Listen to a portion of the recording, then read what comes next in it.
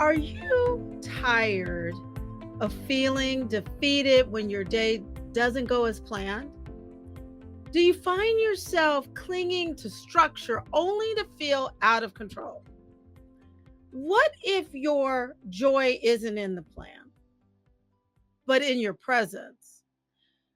Today, we're exploring how to shift from rigidity to rhythm using a flex and flow mindset that creates room for real, grounded joy, even in the unexpected.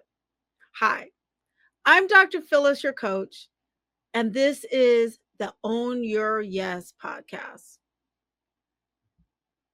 Episode 100. Episode 100. Episode 100. You can tell I'm excited. I'm excited because I'm so grateful. I'm grateful for God to just for his mercy and his grace and his love for me and for you. I thank him because in the midst of over 30 years committed to the practice of medicine, he has allowed me to learn so much and serve so many people. And as I said, grow, serve. And I really have grown a lot. And the biggest thing was to realize that my practice of medicine was just one part of the bigger journey. And it's been the ability to know that there is more to me than one particular role, that they are a bigger part of his purpose, and the ability to let go, to stop trying to control everything and to realize I never was in control. That, we use that statement, God's in control, but we say that as high achieving Christian women as we're trying to create control because we usually have so much on our plate, right? But I am with you along the airways of you hearing me or you seeing me over on YouTube. I'm here 100 episodes. Yes, they've been clunky, as I've shared with you. Started out not totally knowing what I was doing, but knew I was being obedient because God had called me to use my voice for him, to come in to share with you my joys and my disappointments and my life, my experiences, and my commitment to you to learn from what I've gone through and am going through so that you can live your best life and you can find fulfillment. And so, what was on my heart today was just this whole idea of fulfillment and on my heart is a couple things. As I've shared, thinking about when my mom passed and that experience, and I think I shared with you all recently, what keeps coming back to my mind and poking me is when she talked about maybe she should have traveled more. It hit me because I just I just thought that she was doing everything she wanted to do. And now I realize she was doing everything for other people. And she enjoyed what she was doing. She enjoyed loving upon her family and being there for her, not just us, her immediate family, but for extended family. Being really, she had become the matriarch of the family, the extended family across the country, along with my uncle being the patriarch of the family because they were the last two surviving siblings. And of course, being our matriarch here and doing everything for everyone, she was the one that everyone went to. And we have lived on her fumes, right? We have thrived on her energy that we could do anything we put our minds to. And I'm sure unexpectedly, as she began to start looking at the fact that God's decision was that she was looking at the end of her life and she wasn't going to make it to 90 years. And that the COVID pandemic had shut things down so that she could not participate in the activities that had become her new lifestyle, be it volunteering, spending time with certain key friends and family, traveling around and to visit them. That in that moment where now she was more at home, in-person visitations decreased, her going out decreased. In that moment of more quiet was when she began having those conversations with God, and he, I have to imagine that he began, because I remembered as I was caring for her that she would have these conversations at night. And because I've worked for years as a hospice physician and have cared for patients at the end of the life, at end of life, that I know that patients, people begin doing life review. And I witnessed my mom going through that. So then I was able to look back, and it actually made me refocus on that day, that conversation that she had with me. And she still was, she was weakened, but she still was vibrant. And of course, physician, daughter determined, we're going to fix this, that she obviously knew in her spirit that she wasn't going to come back from this decline, that she said, wow, maybe I should have traveled more.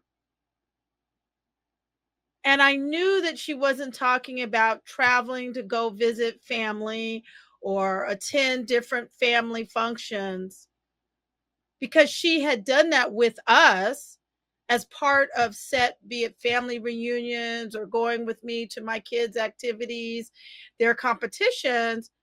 But I feel she was talking about traveling, doing things she wanted to do. Because my mom, there was a point that, for example, she got a chance to travel to China when she still was working and present her doctoral work that she did on in early childhood education. She used to travel to other conferences. She used to travel. She loved, after retirement, to do clogging, which is a type of, it's a type of line dancing, and along with square dancing, she loved it. So those were things she loved to do. I would have never thought that I thought from the face value my mom was doing the things that she wanted to do. And that's not to say that she did not have a good life. Yet even with that, is each of us has to determine. I can't say that 100% because each of us has to determine with God what it means to be fulfilled, totally fulfilled within ourselves. And that's why on this 100th episode, this this season in my coaching, my further commitment to women's ministry, that I'm focusing on this whole concept of what it means to live a fulfilled life. And as I said, I've witnessed firsthand as a hospice physician, not just my own family at the end of life, but my patients. And I feel so blessed and humbled that God would put me in that position. Would have never thought I was doing that when I started out in medical practice, because I started, in internal medicine, geriatric medicine, working with older adults, which I loved, and then transitioned to hospice and palliative medicine and dealing with patients of all different ages, as young as in their 20s and older. Very humbling work. So circling back to this issue, this topic of fulfillment, which really equals joy, right? What is joy? And it's, as a high achieving Christian woman, and you, my sisters, because we're the same. Our backstage stories may differ of what we're dealing with, but as high achieving Christian women, God has created us, as you hear me say, we're born. God has told us that he has created us for something special. And he's put us in a lot of different Esther situations that where we are the resilient ones. We are the ones that are in situations that other people are just not built to be in.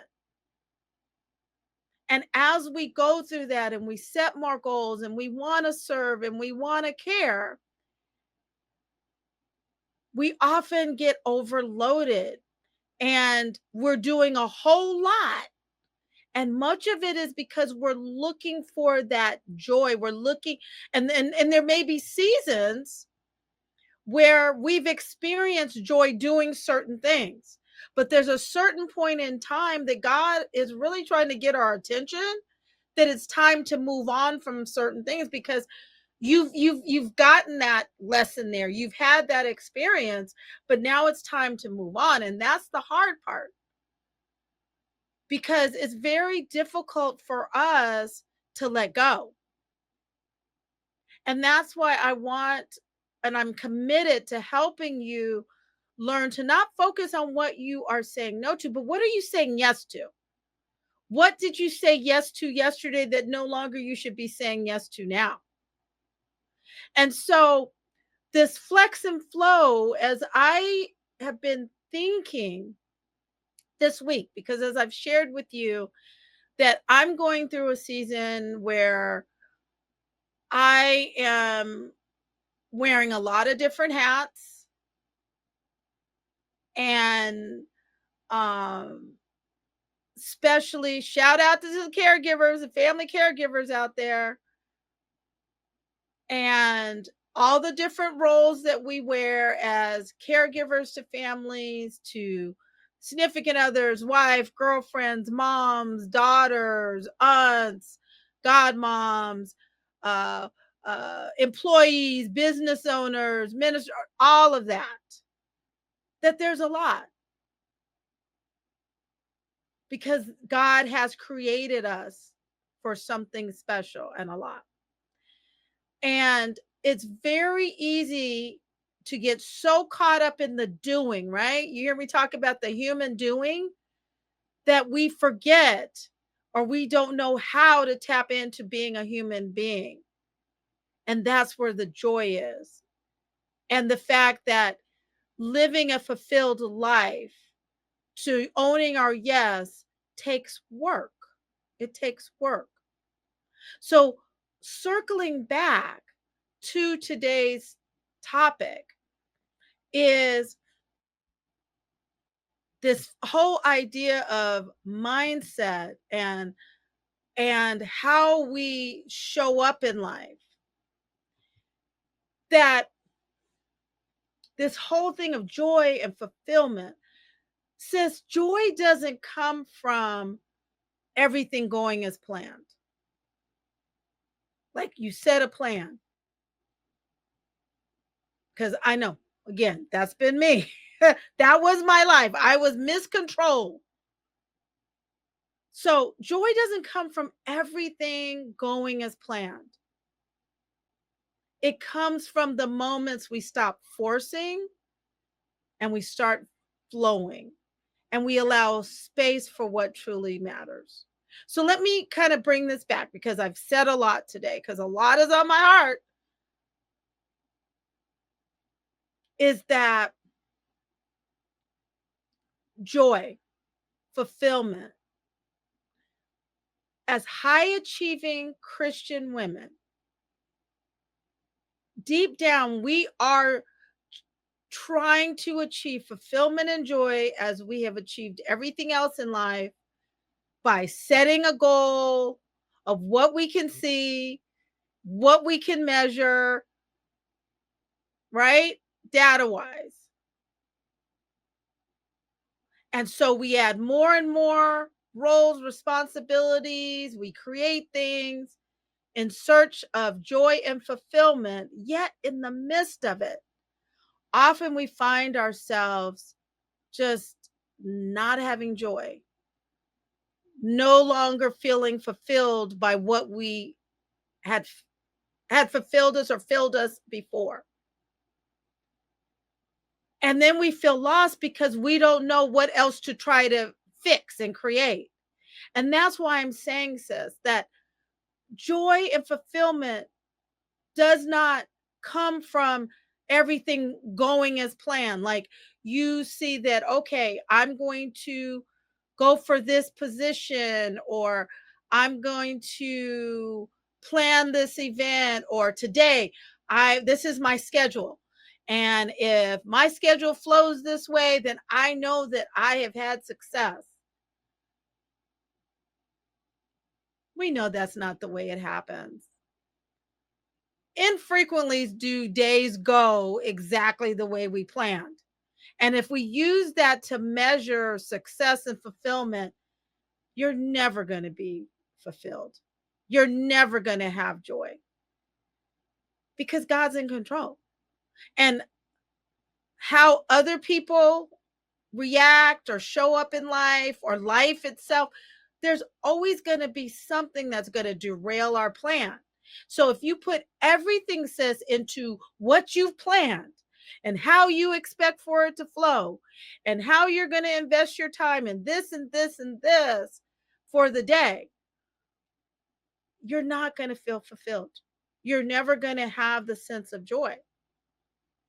Joy, fulfillment comes from the moments when we stop forcing things into these buckets of of of how life is supposed to look like, and you start just going with the flow, and you allow space for what truly matters.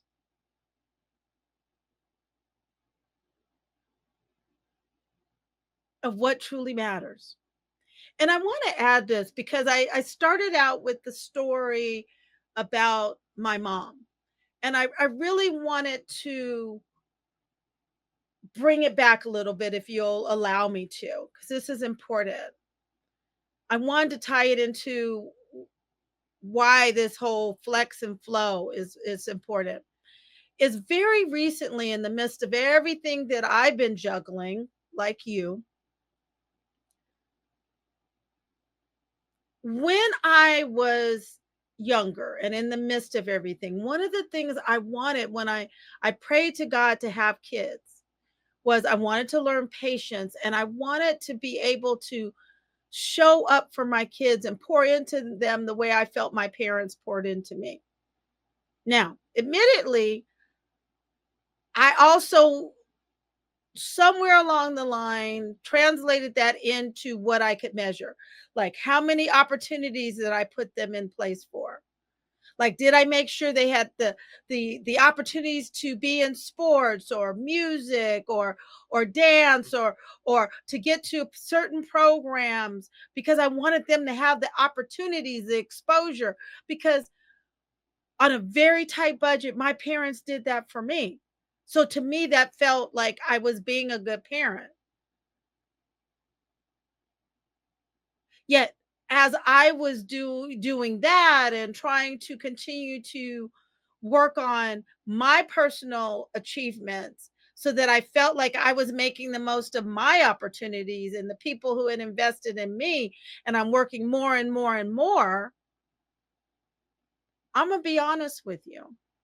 There was a point at which I got disconnected from also looking at the time my parents gave me for just to talk. And especially my mom, oh my God, I would, now that I'm at the age and my kids are older, I praise God for her. In the midst of her working full day, and she dealt with parents as an educator and kids and the people who supervise, she had to respond to. And then she never made me feel like I was talking too much, or she would just get there after from the time I get in the car, she'd pick me up. I'm talking. Even until as an adult, she'd get in the car with me, I start talking. She never made me feel like what I had to say was not important. And I know she probably wanted to talk about what she wanted to talk about. And she and I would talk, especially our precious coffee mornings. We'd have breakfast. We would. But as a parent myself and as a wife myself, I've had to realize over the years to make space for what I one of those goals. I wanted to be a supportive wife. And it's beyond just being a supportive wife as yes, you can do it, but making time for my husband to talk to me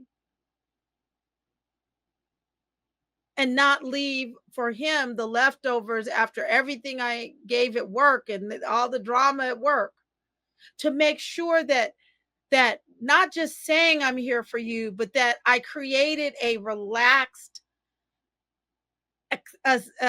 accessible atmosphere so my kids felt like they weren't bothering me because they knew I was stressed from work, but they knew they could come talk to me. And now in this season, oh my gosh, I feel so blessed for the conversations that I've had with my kids. And yeah, it may not have, I may have had a different plan for how I was going to spend that time. Yet, I am so grateful because that's really what I wanted. It got clouded for a while because I was running, running, running. But now I have the opportunity to have those discussions and for them to really to get to know me on a human level and to know maybe what was my motivation when I said XYZ years ago, or what my intention was by having them be involved in this, or telling them no, you're not stopping that just because it's you might be apprehensive or disappointed. No, you're going to keep going because you we don't stop what we started unless it's for a really good reason, because I did not want them to go through life saying, well, it's hard, so I'm going to stop. So this has been great, but I had to get out of being in control of everything because I never really was. It just caused more pressure for me and more stress for those who really mattered, because I just felt like if I had to be in control, that, because that's what it meant to be high achieving. Because I had set goals, I would set the next goal for my own personal success, right? So then I started applying that for other people in my circle of influence. But now I'm in the flex and flow mindset. And that's where I want you to be, sis. So let me come back now and get us re anchored into today's theme. So let me go back to the main point for today is joy doesn't come from everything going as planned. It comes from the moments we stop forcing, we start flowing, and we allow space for what really matters. So, with that in mind, I want to share with you this flow approach to life, to creating space for joy and investing in the feeling of fulfillment. And I want you to think about this in terms of what will actually matter 5 years from now or at the end of your life. Not trying to be morbid, but I'm just going to let you know that's life is precious. Sis, life is precious. And that's why we can no longer keep putting off till tomorrow on having joy and having fulfillment and putting in the work to create moments of joy, which then leads to a feeling of fulfillment. Not everything on your list is a priority. And this is why I want you to continually focus on the fact that let your yes reflect your values, your relationships, the memories you want to create, and a feeling of presence. Life is short. Joy, it exists. It lives in moments. That's where your joy comes from. It's the moments, not just in the achievements. And so that's under F. Focus on what truly matters. I'm so excited. I'm getting a little ahead of myself. So F is flow of this flow approach to life is focus on what truly matters. As I said, what actually matters 5 years from now or at the end of your life. Okay. Remembering that not everything on your list is a priority. Life is short. Joy resides in moments, not just in achievements. L, let go of the illusion of control. I think I've hammered that home today, right? As I shared with you my story. You are not holding it all together. God is. Ouch. I had to come to terms with that. Control is exhausting, or trying to be in control is exhausting and deceptive. You weren't created to manage every detail. You were created to trust God with the outcome. Letting go creates space for grace, for God's grace, for rest and moments that matter. Oh, open yourself up to the moment. That's where this whole flexibility, being flexible, flex and flow. Joy isn't in what you finish, sis. It's in what you feel while you're living it. So another way to look at that, the joy is not in the destination. The joy is in the journey. That's where we have to be. It's like, what am I experiencing? How am I growing in the journey? That's where the joy, that's where you see where you've come from. So stop postponing joy for later. Be available to your life now, sis. The beauty is in the encounters, not just in the efficiency of how fast you get there or what you're doing. And W, weigh the worth of your yes. Last week, I talked about weighing the cost of your yes. So here I'm talking about weigh the worth of your yes. Everything good isn't your assignment. Every opportunity isn't your yes. You can't be available for joy if you're overcommitted. Pause and ask, is this yes aligned with my purpose? You hear me say that a whole lot. My people that I want in my world, my peeps, or my peace. Don't waste energy saying yes, sis, to things, to situations, to people that don't reflect God's priorities for you. So let's review. Flow. Focus on what truly matters. Let go. That's L. Let go of illusion of control. O, open yourself to the moment.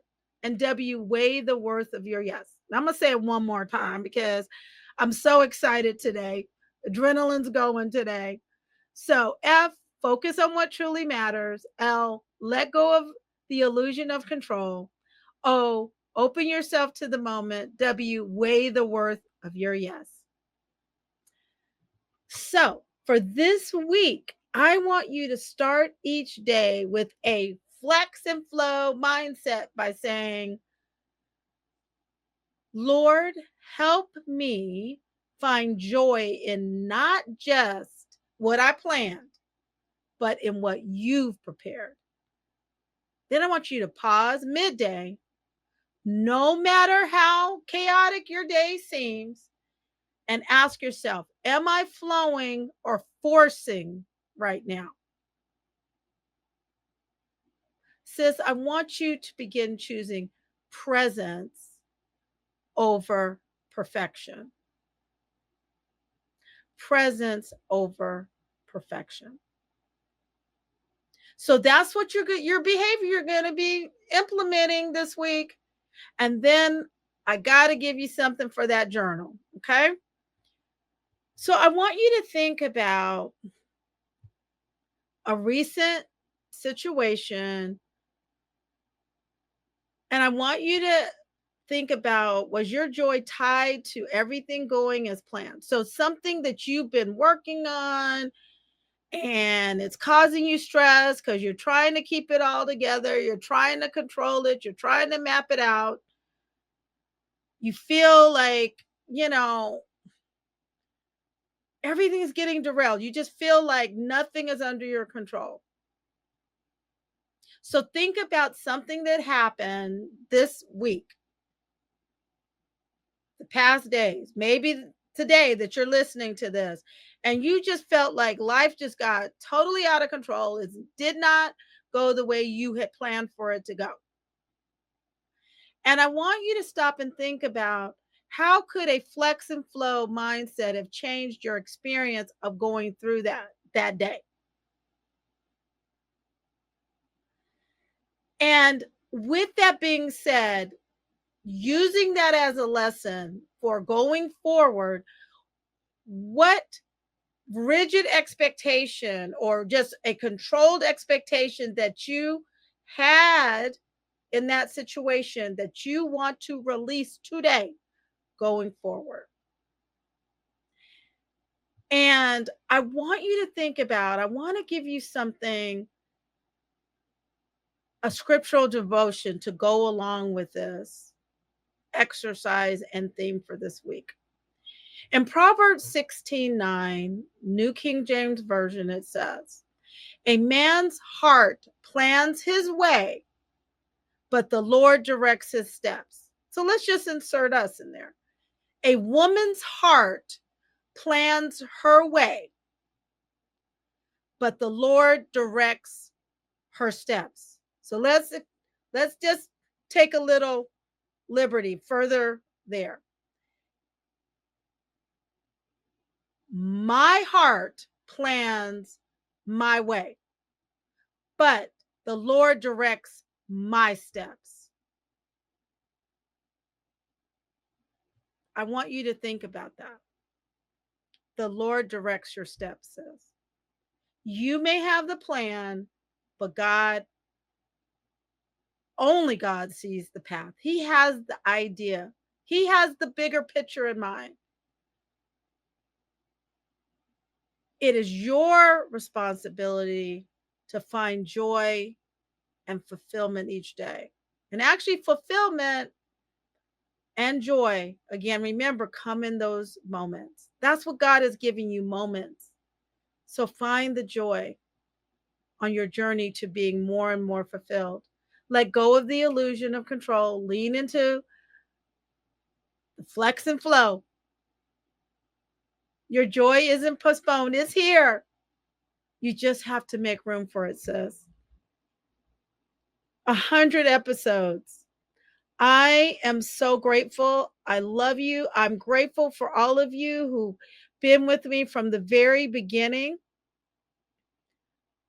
Shout out to my production team. You know who you are. Love you all.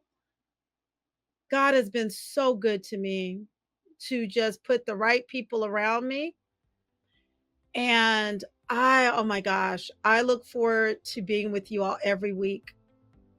I love you. I'm rooting for you. I'm cheering you. It is my honor to be your coach. And remember that it is never too late to own your yes.